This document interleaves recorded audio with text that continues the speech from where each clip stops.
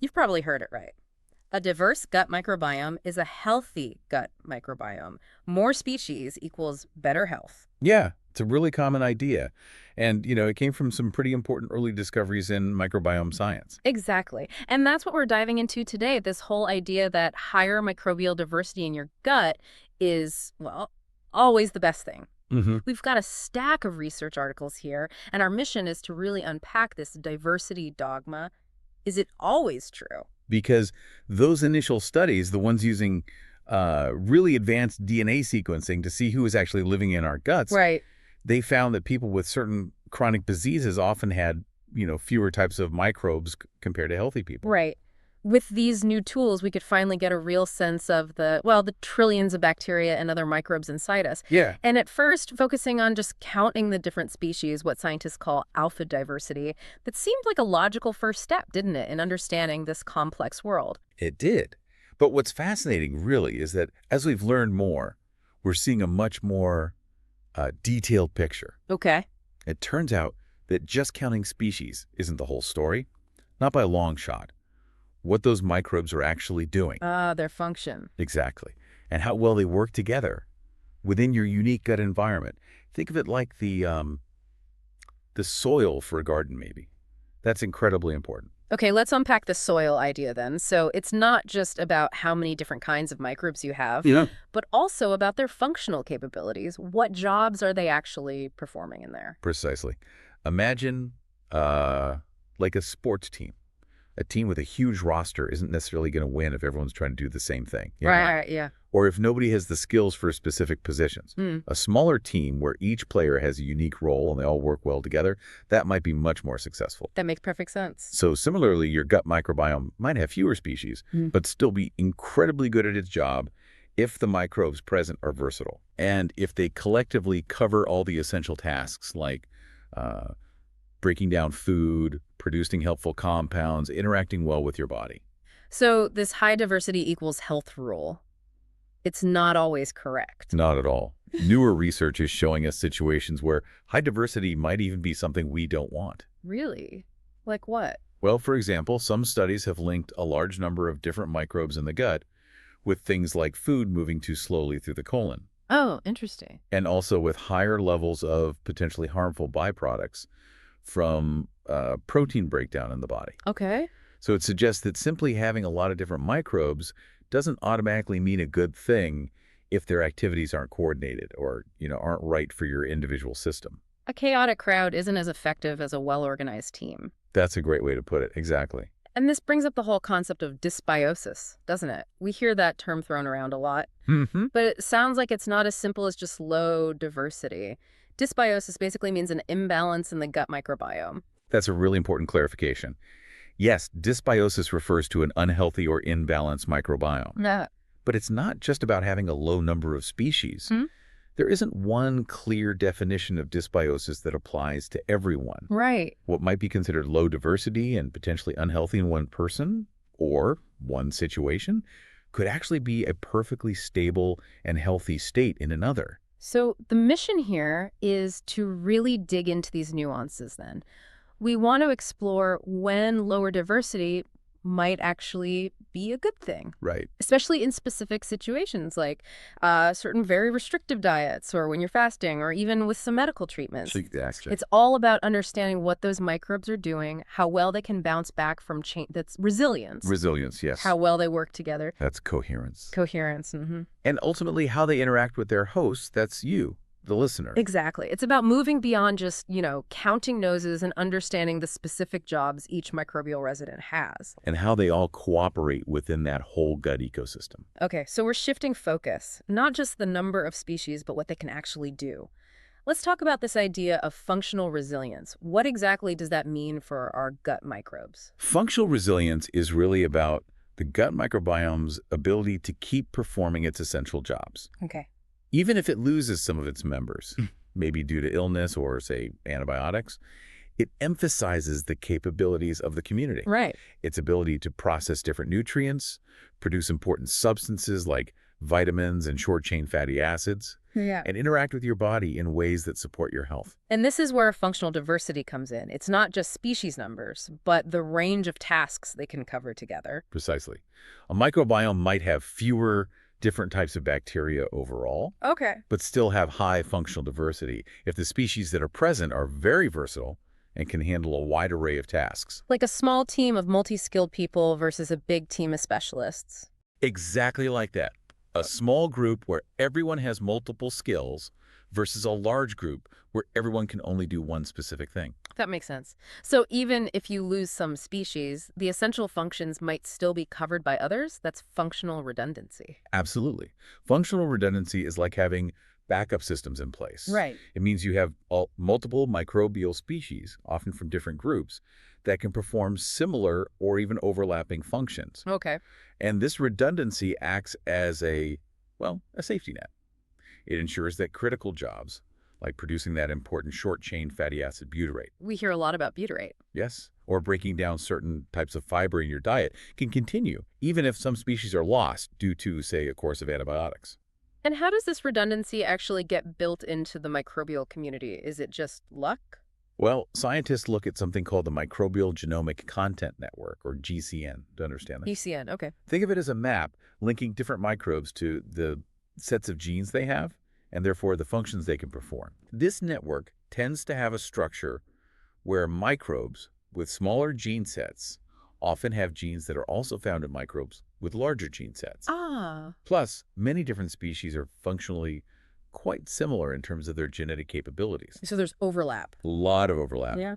And then there's the fact that bacteria can often share genes with each other through a process called horizontal gene transfer. Right. HGT. Exactly.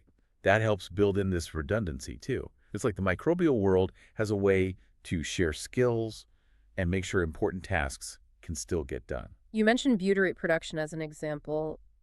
How does functional redundancy play out with that specifically? It's Yeah. so important for gut health. Exactly. Butyrate, it's a really key fuel for the cells lining your colon. There's lots of other benefits, too. Mm-hmm.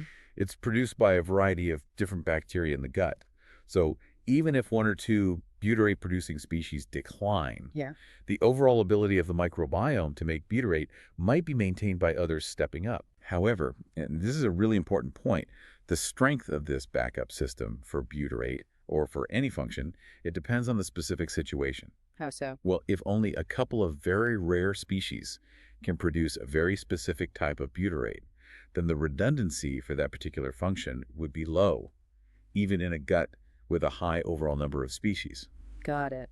So a drop in the total number of different species doesn't automatically mean a drop in all the important functions. Exactly. In conditions like inflammatory bowel disease, IBD, for instance, Yeah. while the total number of different types of bacteria often goes down, the functional redundancy for certain metabolic pathways might even increase among the species that remain, Really? How? because those remaining species have adapted to the inflamed environment. For example, the ability to produce hydrogen It sulfide. shouldn't be problematic in high amounts. Right, potentially. But that ability can become more common in IBD as bacteria that make up a larger proportion of the reduced microbial community. It really highlights that we need to look at specific functions, not just the total count of species. This makes me think about interventions. When people try to improve their gut health by just, adding a lot of different microbes. Like probiotics or FMT. Yeah, taking broad spectrum probiotics or Yeah. even doing a fecal microbiota transplant without really understanding what's going on in their own gut. It sounds like that could potentially backfire if the soil, the gut environment itself isn't right. That's a critical point. If your gut environment is already inflamed or unstable, maybe due to a poor diet, chronic stress, an underlying condition, Right. simply adding more microbes might not be helpful. It could even cause problems. How? Well, if these new microbes aren't compatible with your existing community or your body's specific needs, they might not stick around. Okay. Or they could compete with the beneficial bacteria already there, or they could even worsen inflammation. It can lead to what we might call microbial chaos Chaos. Okay. An uncoordinated, potentially harmful environment. instead of restoring a healthy balance. Yeah. So an inflamed gut actually creates a specific environment that favors certain types of microbes. Absolutely. A gut that's experiencing chronic inflammation will favor the growth of microbes particularly suited to those conditions. Like pathobionts, you mentioned those. Exactly. Pathobionts are gut microbes that are normally harmless residents, but they have the potential to cause disease under certain circumstances. Okay. In a healthy gut, they're usually kept in check by the rest of the community. But in an inflamed environment, they can multiply. And take advantage. Yes, they can even use the inflammation itself to their advantage. For example, certain strains of E. coli, like adherent invasive E. coli, or AIEC. Linked to Crohn's. Right. AIEC can thrive in the inflamed gut of someone with Crohn's disease because it's often rich in nitrate, which AIEC can use as fuel. So it outcompetes others. It gives it an edge, yes. So in that kind of situation, a high number of different species might not be a sign of a healthy, resilient system, No, but more like a sign of a battleground. Precisely. It could reflect a lot of different microbes, including opportunistic ones and potential pathogens, all trying to find a niche in that disturbed environment. Wow. That's why it's so important to interpret diversity metrics while also considering if inflammation is present. High species count doesn't automatically mean a strong cooperative ecosystem.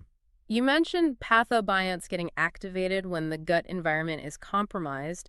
Can you give us some more specific examples of these potential troublemakers? Certainly. Enterococcus faecalis is a common one. It lives in our guts, usually harmlessly. Okay. However, it can become problematic, especially if the host's immune system is weakened or maybe after broad-spectrum antibiotics wipe out its competitors. Right. If E. faecalis overgrows, it can express certain factors that make it more harmful. Like what? It can produce adhesins. They're like sticky molecules that help it attach to the gut lining and form biofilms. Okay. And it can release enzymes that damage tissues and help it evade the immune system. This can contribute to various gut issues. And you also mentioned AIEC, adherent invasive E. coli.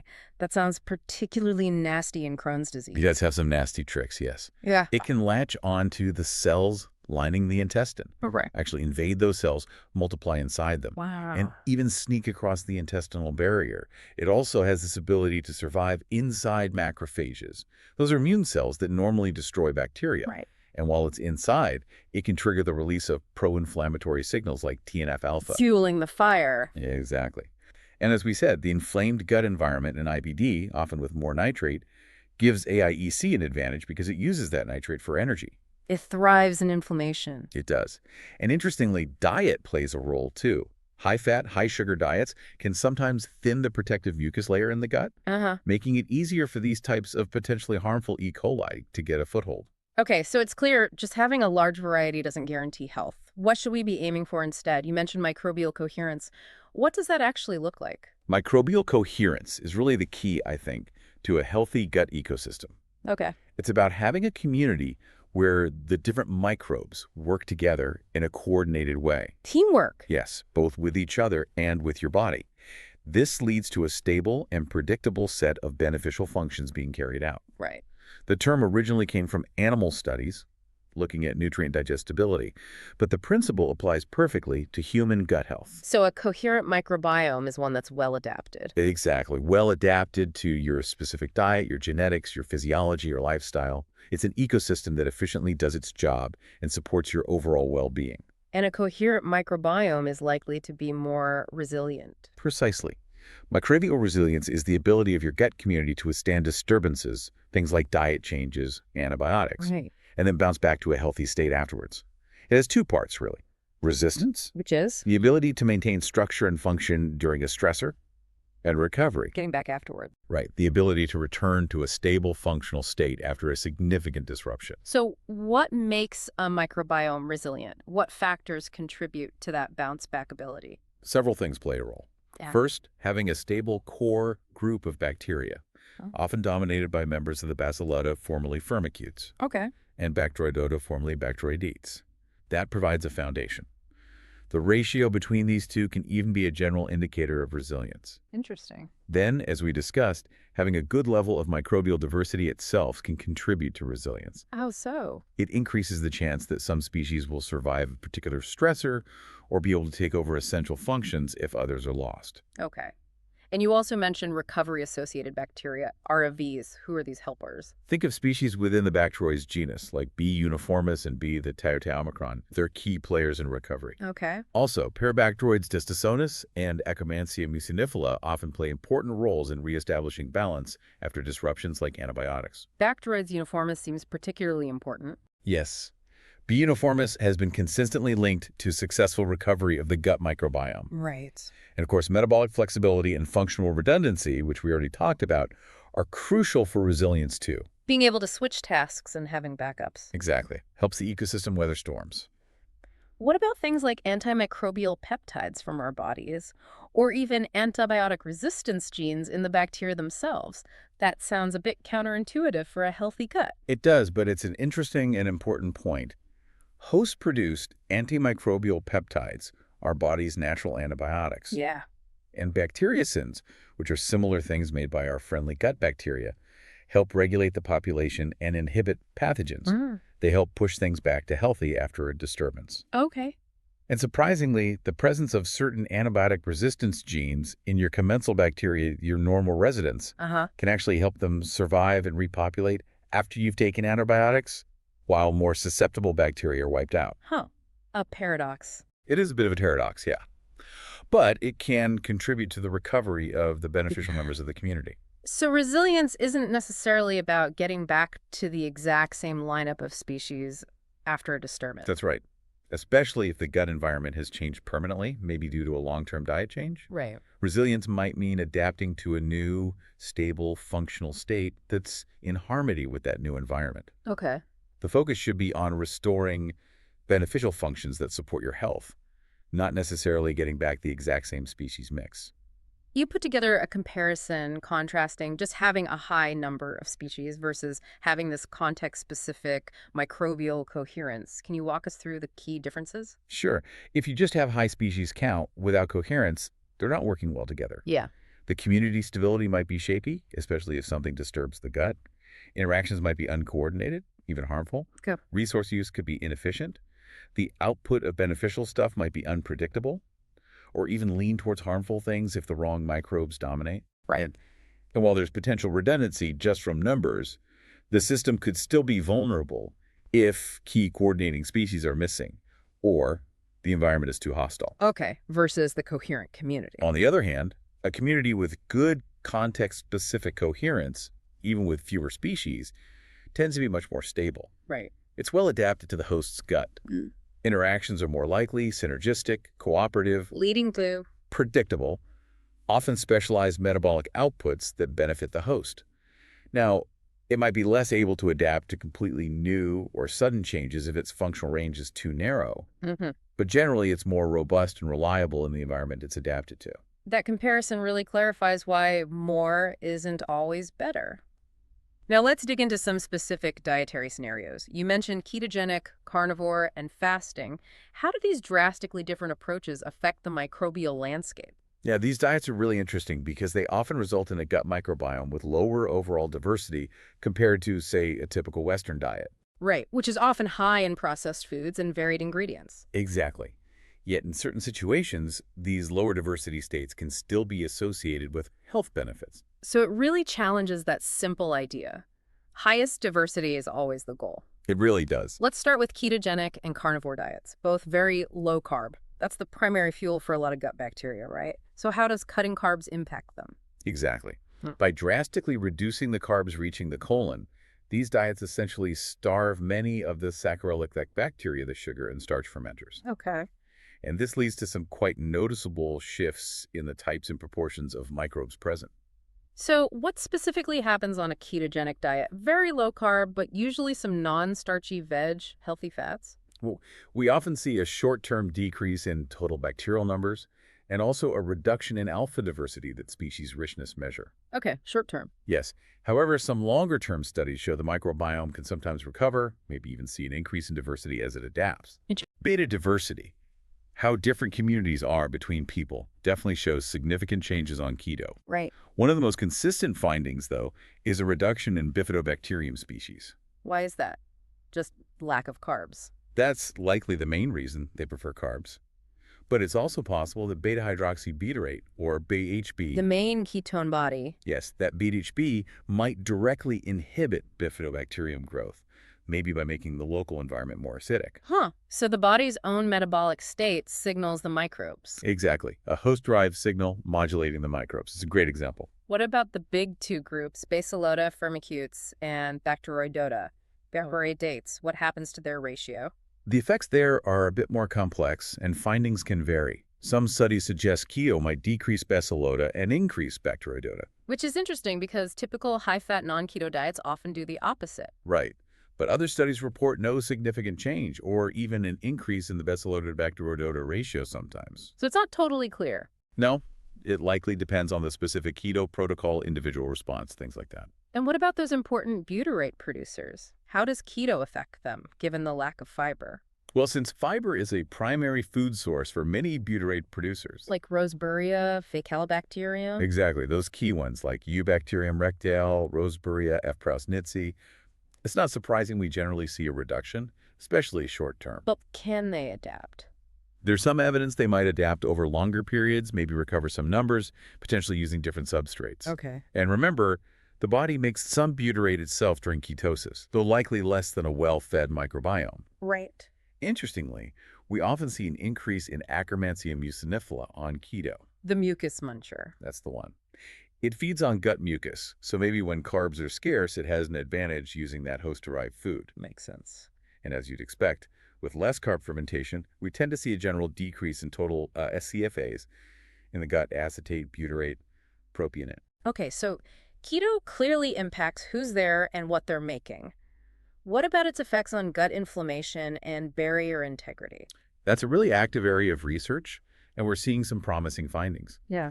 Several studies suggest keto can help lower systemic inflammatory markers, like TNF-alpha and IL-6. Oh, that's significant. The TNF-alpha reduction seems more noticeable in shorter-term studies in younger people, while IL-6 reduction seems greater in those with higher BMI. Interesting specifics. And in kids with autism spectrum disorder, keto has even been shown to decrease other inflammatory signals. Any idea why? It might be the ketone bodies themselves. Beta-hydroxybutyrate, for instance, has been shown to inhibit a key part of the inflammatory process called the NLRP3 inflammasome. Wow. The microbiome changes could also contribute. Now, the gut barrier, the lining controlling leakiness, the evidence there is a bit more mixed. Oh. It seems very context dependent. The type of keto diet, duration, baseline health. Some research suggests potential benefits to barrier function, maybe from anti-inflammatory effects, the Akkermansia increase, maybe DHB protecting tight junctions. But one study in obese patients on a very low-calorie keto diet actually found increased gut leakiness, more dysbiosis markers, signs of bacteria moving out of the gut. So not universally positive? Definitely not. It highlights the complexity.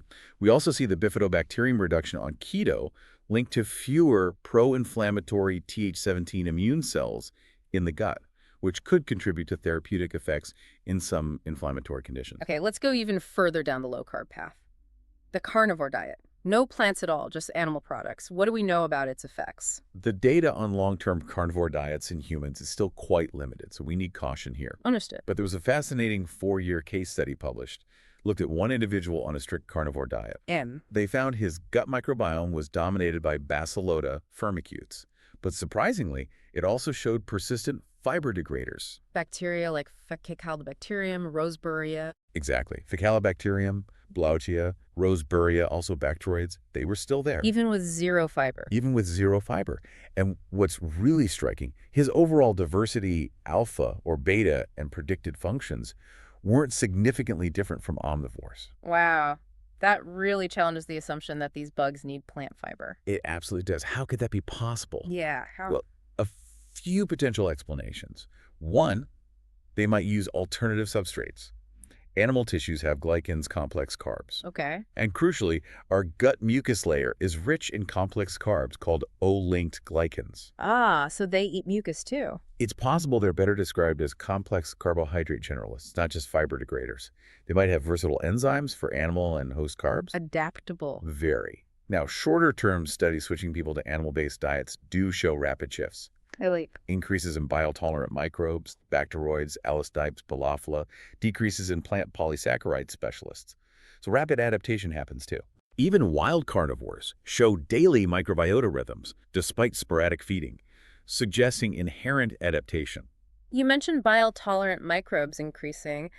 How does a high-fat carnivore diet affect bile metabolism? High-fat diets stimulate more bile production from the liver for fat digestion. Right. This increases bile acids in the gut, creating selective pressure.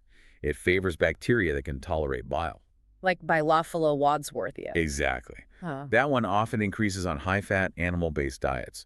It metabolizes taurine, common in animal products, and other sulfur compounds. And produces. Hydrogen sulfide gas, H2S, as a byproduct. And H2S. Good or bad? It's a balance. Low levels can be protective, but elevated levels have been linked to inflammation in some studies. Yeah. So more bile-tolerant microbes is a notable shift. And protein. With minimal carbs, protein fermentation must dominate in the large intestine. Absolutely. The microbiota shifts focus to fermenting undigested proteins and peptides. Leading to what products? Various compounds, including branched-chain fatty acids or BCFAs like isovalerate and isobutyrate. Also ammonia, amines, phenols, indoles. Interestingly, these BCFAs share some functions with SCFAs, like butyrate. Oh, so. They can interact with similar receptors on gut and immune cells, influencing barrier integrity, mucus immunity. Right. Some research even suggests isobutyrate might be a more potent activator of certain receptors than butyrate itself. Interesting. So while plant-based diets yield more SCFAs, like acetate butyrate, animal-based diets give significantly more BCFAs, like isovalerate, isobutyrate. It challenges the simple plant-based is always better for SCFAs idea. And what about animal fiber? Things like collagen. Good question. Indigestible animal components like collagen in connective tissue. Studies in cats eating whole prey rich in this animal fiber Yeah. suggest it affects transit time and provides different fermentation substrates, potentially leading to a different profile of end products compared to just muscle meat. Glycine, abundant in collagen, also plays a role in gut detoxification. Another key difference, carnivore eliminates all plant compounds. What about removing anti-nutrients like lectins, phytates? That's a really insightful question. Plants contain lectins, phytates, oxalates, saponins, tannins, goitrogens. Right. Some can irritate the gut lining, reduce nutrient bioavailability, or selectively pressure microbes. So removing them could be beneficial for some. It's hypothesized that for sensitive individuals or those with compromised barriers, eliminating these might reduce chronic gut irritation, improve nutrient absorption from animal foods. Okay. It would also alter selective pressures on the microbiome, potentially leading to a more stable gut environment for some. What about gut inflammation and permeability on carnivore? We have less direct data on long-term human carnivore diets here. Ketogenic diets show potential for reduced systemic inflammation. Right. There's a theoretical concern that zero plant fiber could negatively impact the mucus layer if mucin degraders proliferate too much. But the animal fiber might play a role. Exactly. Needs more investigation. You also summarize the effects of keto and carnivore side by side. Key differences and similarities. Okay, comparing them. Both drastically cut carbs, shifting away from carb fermenters like bifido. Right. Both can have variable effects on diversity, with adaptation over time being key. Keto effects on bacillata-bacteroigoda ratio are mixed. The long-term carnivore case showed bacillata dominance, but persistent bacteroids. Okay. Key fiber degraders tend to decrease on keto, but were surprisingly present in the long-term carnivore.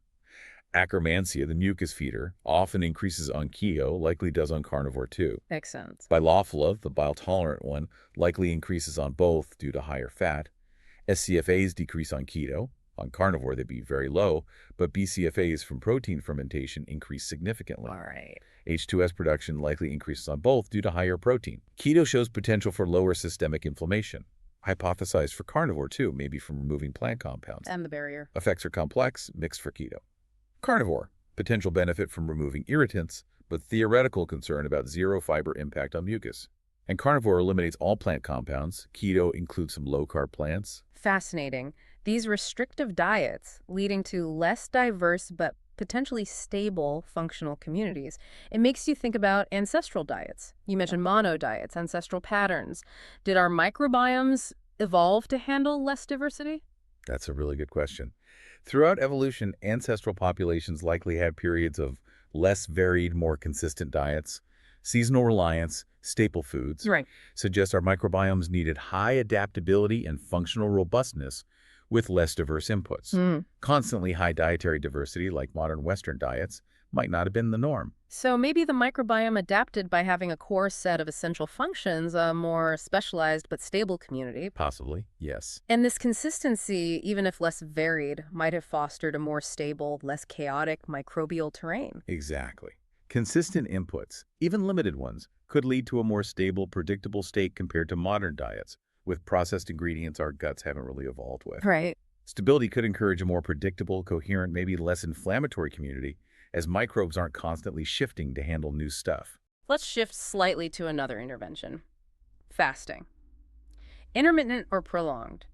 How does going without food impact gut microbes? Fasting imposes a very different pressure. Significant nutrient scarcity. Right. Both intermittent fasting, IF, and prolonged fasting can influence richness, diversity, composition, though IF results tend to be more varied across studies. What about longer fasts? One study on a 10-day complete fast found quite dramatic shifts.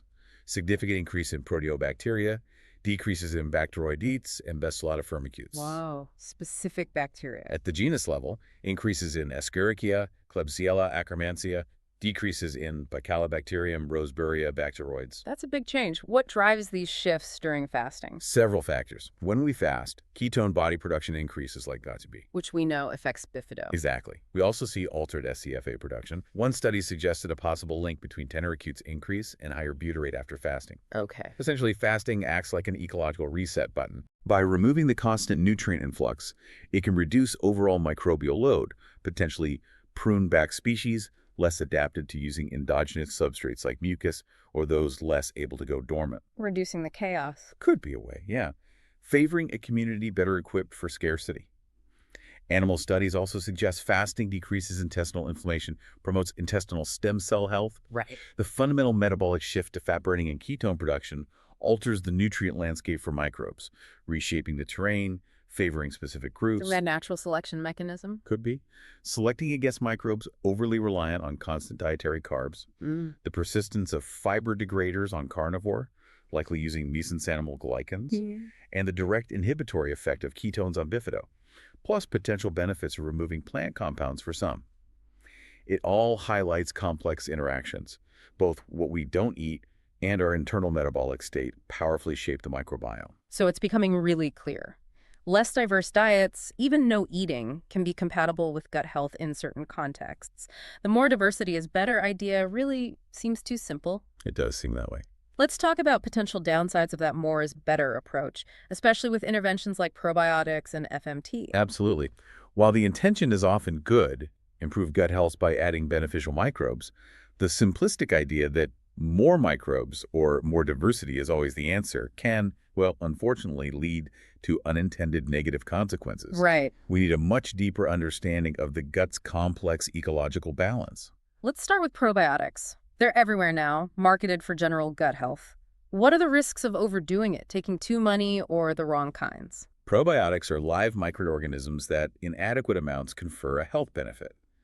But effects are highly strain-specific, dose-dependent, and host-dependent. Okay. Introducing very high doses of specific strains can actually disrupt the delicate balance of your existing co-evolved community. They might compete with essential native species for resources or attachment sites, potentially leading to a less well-adapted, even dysbiotic state. Oh. Some research even suggests taking probiotics can sometimes delay the natural recovery of your own native microbiome after, say, antibiotics. So supporting your own ecosystem might be better. Ideally, yes, supporting its health and balance rather than just adding large numbers of a few commercial strains.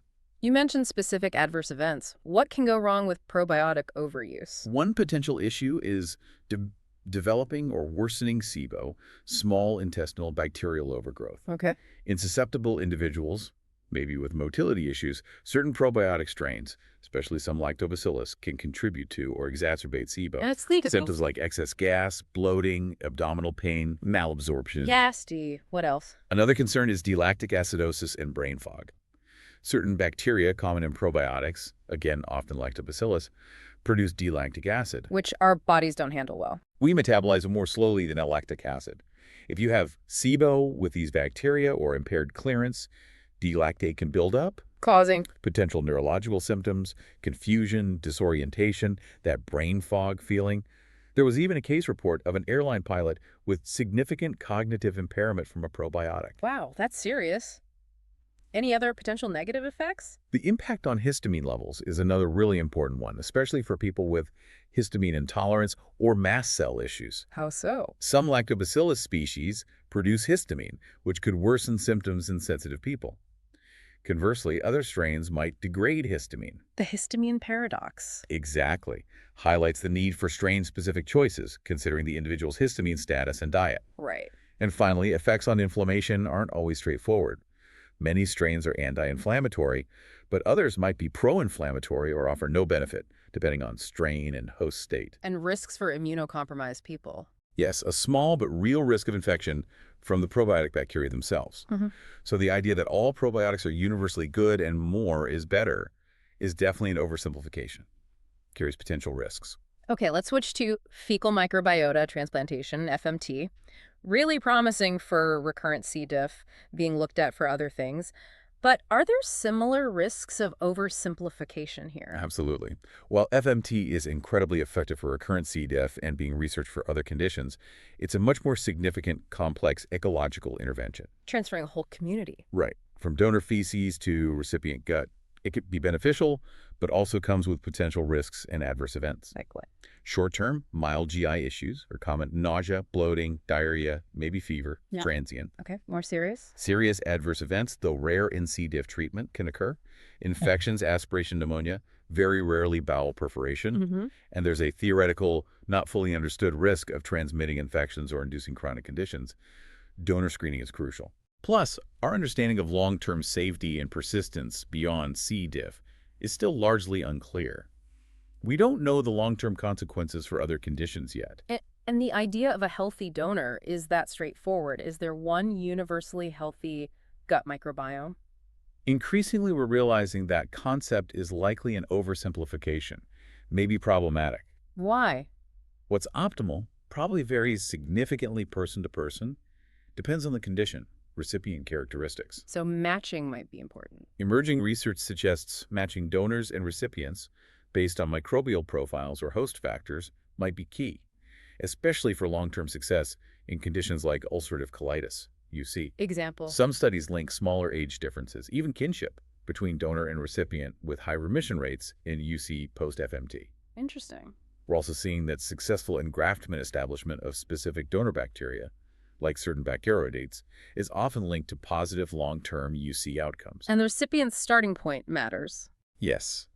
The recipient's pre-FMT microbiome, including its functional redundancy, can influence how well the donor microbiota takes hold. Suggesting. Maybe needing to prime the recipient's gut first, or be more selective choosing compatible donors. Okay. While FMT typically increases recipient diversity and shifts their profile toward the donors. Yeah. Simply introducing more diversity doesn't guarantee long-term benefit if the new community isn't well adapted to the recipient's terrain or if underlying causes of imbalance aren't addressed. Right. So, like probiotics, just adding lots of good microbes isn't a guaranteed fix. It's an ecological disruption with risks if not applied carefully, considering the individual's terrain and potential negative interactions.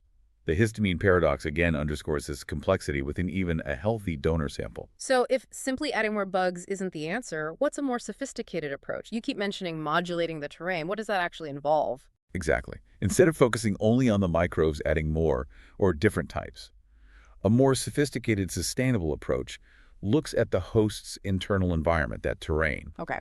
The goal is to create conditions that naturally favor a beneficial, resilient microbial community. How? By understanding and strategically influencing key factors.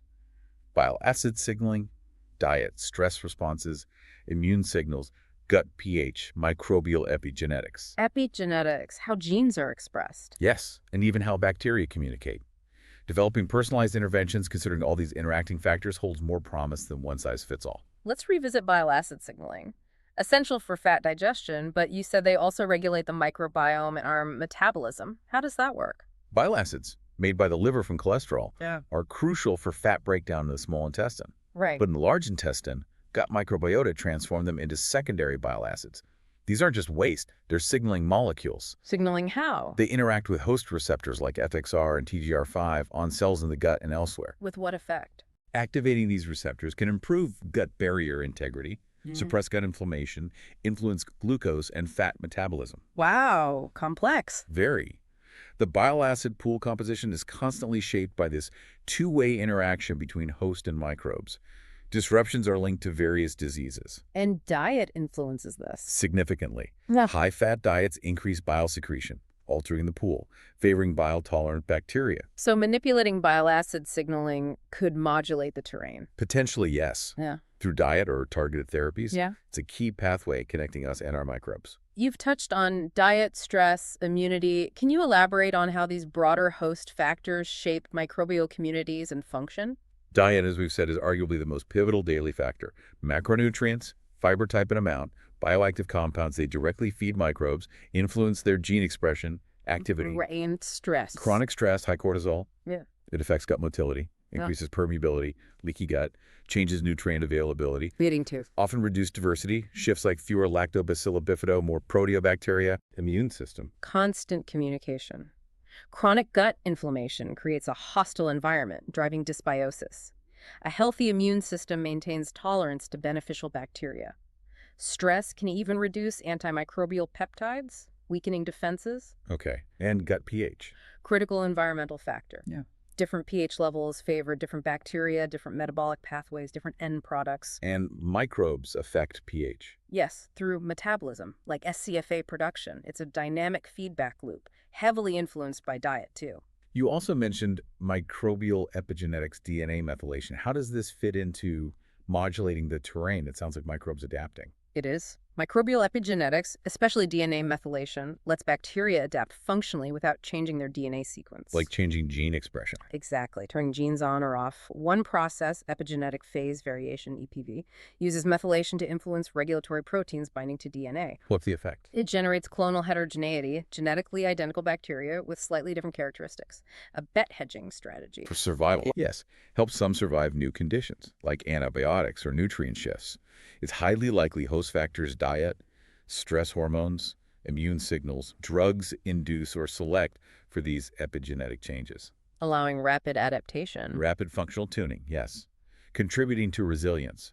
For instance, drug-induced dormancy might be epigenetically modulated, maybe even affecting neurotransmitter production.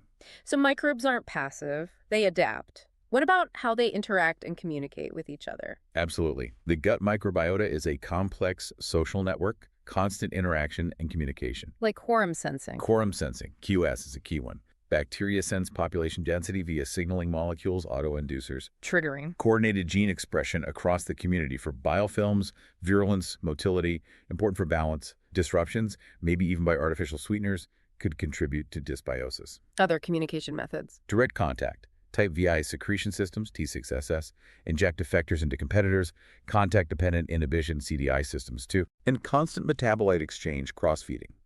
One microbe's byproduct feeds another. SCFAs, secondary bile acids, are examples. Pathogens can even exploit commensal or host metabolites. So a coherent microbiome has balanced communication. Likely, yes. While dysbiosis might involve a breakdown or imbalance in these networks. This paints such a complex, interconnected picture. It really sounds like a personalized approach is the way forward. Exactly. Given the dynamism and plasticity of the microbiome, a personalized approach, considering individual host factors, genetics, diet, lifestyle, and their existing microbial community, offers the best chance. Context-aware strategies. Yes. Tailored dietary advice, targeted pre-probiotics chosen for specific needs. We might even predict treatment responses based on microbiome profiles eventually. Defining a universal, healthy microbiome is still tricky, but the more we learn about the interplay of microbiome, host terrain, bile acids, epigenetics, the better we can develop personalized approaches for long-term gut health. This has been incredibly insightful, but there's one more huge factor in modern life impacting our gut and overall well-being. Ultra-processed foods. You called them a threat to our metabolic sovereignty. Let's unpack that. Ultra-processed foods, UPFs. They've become dominant in many diets, and they represent a really significant challenge to microbiome stability, metabolic health, and our fundamental ability to control our own internal physiology, our metabolic sovereignty. Can you quickly define UPFs again? What makes them different? Certainly. The Novia classification categorizes foods by processing level.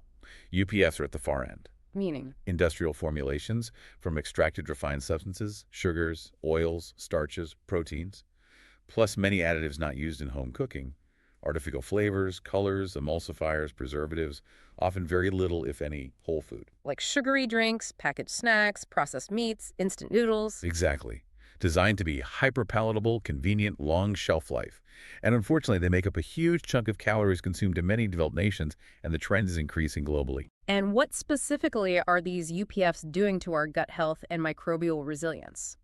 The mechanisms of harm. High UPF consumption is consistently linked to reduced microbial diversity, lower alpha diversity, fewer beneficial bacteria like Akkermansia, Faecalibacterium, and more pro-inflammatory microbes, leading to dysbiosis. Okay. And the gut barrier. Many UPF components can directly impair barrier function, causing leaky gut, emulsifiers, common additives, Yeah. shown in animal in vitro studies to erode mucus, alter microbiota, increase permeability, promote inflammation. Artificial sweeteners, too. Also shown to alter microbiota, potentially disrupt the barrier, linked in some studies to glucose intolerance, gut inflammation. Other components. Refined sugars, unhealthy fats, lack of fiber, they also negatively impact mucus and tight junctions. So UPFs cause dysbiosis, leaky gut, leading to Translocation of bacterial products like LPS into the bloodstream.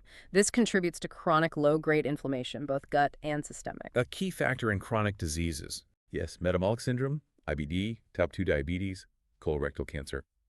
And the negative impact extends to the gut-brain axis. How? Altered microbial metabolites, increased inflammatory signals reaching the brain, compromised vagal nerve function, can affect neurotransmitter production like serotonin, potentially contributing to mood disorders, neuroinflammation. It sounds like UPFs throw our whole internal ecosystem out of whack. What about metabolism more broadly? You said they undermine metabolic flexibility. Yes, strong link between high UPF intake and rising metabolic disease rates. Yeah. They impair metabolic flexibility, our body's ability to efficiently switch between burning glucose and fats. How? High refined carb sugars in many UPS cause rapid blood glucose insulin spikes. Repeated exposure leads to insulin resistance. A precursor to diabetes and metabolic syndrome. Exactly. UPFs can also act as endocrine disruptors, interfering with hormones regulating appetite, metabolism, reproduction, linked to worse PCOS, maybe exacerbated menopausal symptoms. And fatty liver disease. Non-alcoholic fatty liver disease, AFLD-MASLD, strongly driven by UPFs high in fructose like HFCS, refined carbs, additives, promotes fat production accumulation in the liver, insulin resistance, liver inflammation. So UPFs impair metabolic flexibility through multiple routes. Likely, yes. Promoting inflammation, insulin resistance, hormonal issues, encouraging overeating of imbalanced macros, leads to inefficient fuel switching, getting stuck burning glucose and storing fat. And the food industry has perfected making these foods irresistible with the bliss point. The bliss point, yes. The optimized combination of sugar, fat, salt, sometimes texture agents, to maximize palatability. Driving consumption without satiety. Right. Intense stimulation of taste receptors, brain reward circuits, dopamine, opioids, creates a powerful reinforcing effect. Fat sodium, fat sugar, starch sodium combos are very effective. And they bypass natural satiety cues. Often engineered to. High energy density, rapid absorption, sensory properties like vanishing caloric density, melting quickly in the mouth. Tricks our brains. Undermining self-regulation. Exactly. Contributing to overconsumption, loss of metabolic control, eroding metabolic sovereignty. It's like we're engineered to overeat them. What about added fiber in processed foods? Does that help? That's the fiber paradox. As UPF intake rises, overall natural fiber intake falls because UPFs are usually fiber deficient. Right. While some UPFs are fortified with added fibers, inulin, soluble corn fiber, polydextrose, these isolated fibers don't replicate the complex benefits of intact fiber from whole foods. They don't offer the same range of substrates or impact. Generally, no. And highly fermentable ones like inulin can cause GI distress for some. It's questionable if adding fiber to an unhealthy matrix really counteracts the negative environment. And could UPF additives act like anti-nutrients in their own way? It's a plausible question. Their xenobiotic nature, the evidence on emulsifiers, sweeteners, suggests they disrupt the gut terrain. We know some drugs inhibit gut enzymes like DAO for histamine. Could food additives do similar things? Needs investigation. So all these factors, displacing whole foods, exposure to additives, hijacking palatability, reducing metabolic resilience, this is the erosion of metabolic sovereignty. Exactly. Metabolic sovereignty, our capacity individual and collective, to maintain metabolic health and make autonomous dietary choices supporting well-being, free from external factors undermining regulation and resilience. Like food sovereignty, but for metabolism. Precisely. UPFs contribute by displacing whole foods, especially for vulnerable populations, exposing us to complex additives, hijacking satiety, reducing metabolic resilience through inflammation, insulin resistance, hormonal issues, dysbiosis. Making us more susceptible to disease, less adaptable. Yes. They act as systemic terrain degraders, disrupting gut and metabolism, contributing to this loss of metabolic sovereignty. This has been a real eye-opener, a deep dive indeed. So to bring it all together, key takeaways when reconsidering more diversity is always better. Most important takeaway. That simple mantra is really too simplistic, often misleading. What truly matters is Functional diversity, what microbes can do. Plus, overall community resilience and coherence, how well they work together and with you in your unique gut environment. okay. Low diversity isn't always a problem. Interventions should focus on optimizing the internal terrain, not just blindly adding species. And clearly, there's still so much to learn. Absolutely. We need more research on functional roles, especially in low diversity systems, host microbe epigenetics, personalized interventions, long-term UPF impacts, and how to define and measure coherence and resilience accurately. So, for you, the listener, the final thought is this. Take a moment to consider the terrain of your own gut. What factors, diet, stress, processed foods, might be shaping that internal environment? Maybe think beyond just the number of species. Yes. And focus instead on cultivating an internal ecosystem that truly supports your long-term health and well-being. Understanding that complex interplay is really the key.